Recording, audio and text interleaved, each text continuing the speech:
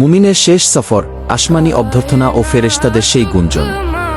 কবরস্থানে পৌঁছে দেখা গেল দুইজন সাহাবী নিবিষ্ট মনে মাটি খুঁড়ছেন।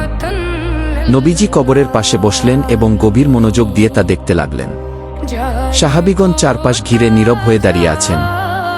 হঠাৎ নবীজি সবার দিকে তাকিয়ে এক অমোঘ প্রশ্ন করলেন, তোমরা কি জানো মানুষ মারা যাওয়ার পর তার আত্মার সাথে ঠিক কি ঘটে?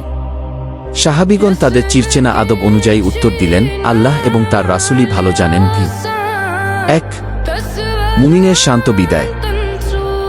নবীজি তখন পর্দার ওপারের রহস্য উন্মোচন করে বললেন, শোনো, যখন একজন মুমিন ও নেককার বান্দা মৃত্যুশয্যায় থাকেন, তখন মৃত্যুর ফেরেশতা তার কাছে অত্যন্ত সুশ্রী ও হাসি মুখে আসেন। তিনি মাথার পাশে বসে পরম মমতায় অভয় দিয়ে বলেন, হে পবিত্র আত্মা, তুমি তোমার পালনকর্তার ক্ষমা ও ভালোবাসার দিকে বের হয়ে এসো।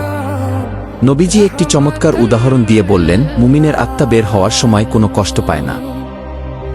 একটি পানির জগ কানায় কানায় পূর্ণ থাকলে উপর থেকে এক ফোঁটা পানি যেমন নিঃশব্দে নিচে গড়িয়ে পড়ে, মুমিনের রূহ শরীর থেকে ঠিক তেমনি নির্বে।